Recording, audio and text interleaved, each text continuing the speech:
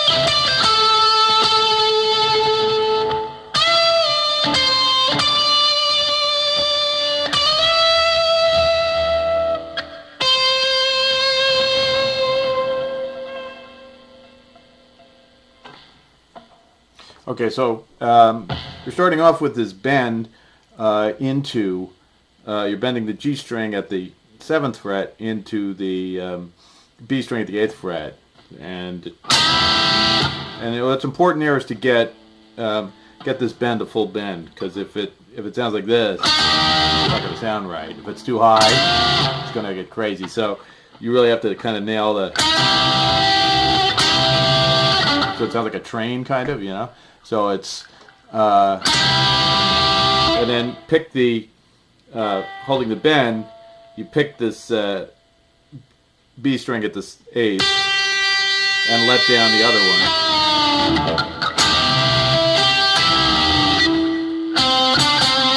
And that's just G string 5-7-5. Give it some vibrato. Then you do the same bend again, and you play between these two notes 4 times. And let it down. So far we've got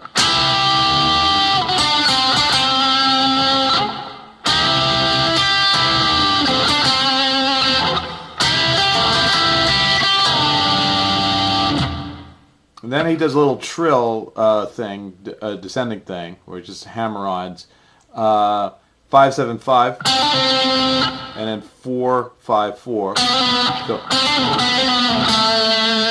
down to the 2nd fret on the G. And then he's doing one of those vibrato climb ups again. So 2, 4, 5, 7, 9, 12, and then grab the 14th and you bend it up to the 17th. So that's a 1.5 bend. So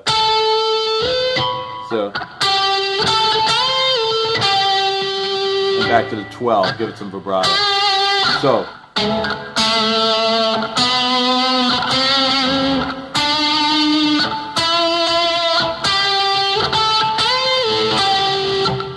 So, of course, it's important to get that bend and a half there. All right. Then he's going to hammer on from the 12th on the G to the 14th. And then move over to the B string and make sure you put your first finger, not, don't do this, because you're going to be out of position for the next move. So it's the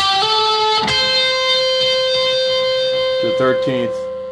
And then back to the 14th on the G, and then you have to do a full bend on the 15th,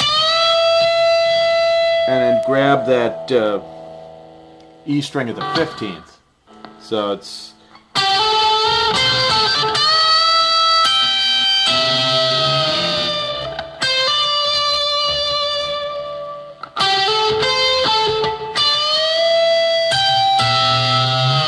and then hammer 13, 15 on the B. And then you're going to do hammer 13 to 15 again, bend up twice, and then slide up with your 3rd finger, if you can, to this 15th fret on the E string.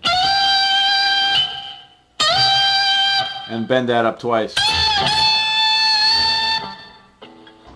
So you've got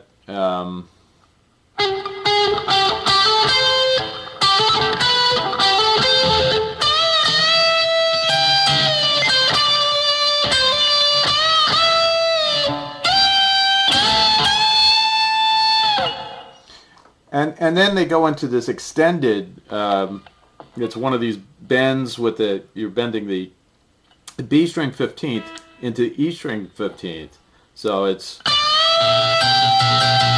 and they actually play that for a whole measure. So it's like, I mean, if you counted the number of times they do it, it's probably 12, including this first bend up. So it's,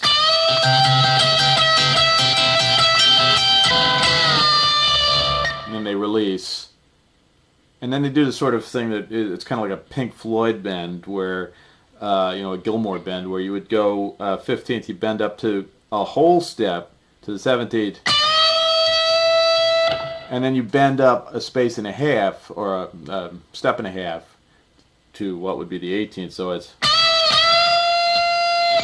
So you're hitting like, those are the notes that you're targeting. So it's, and hold that and then release it. And then you finish this solo by playing versions of the kind of the lick, the main lick, up here. So that's just, you're bending up on the 15th to the 17th, 13th, 15th, 13th, and then the 14th on the G. And you repeat it. And on the 14th, on that last note, you try and give it some.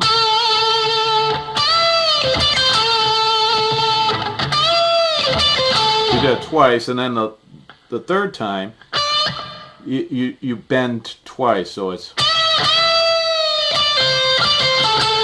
and you hit that last note twice.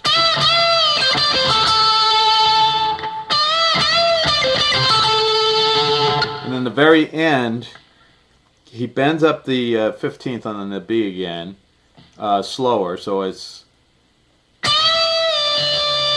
so bend up and release, then come down to the 13th, and then slowly play the 15th,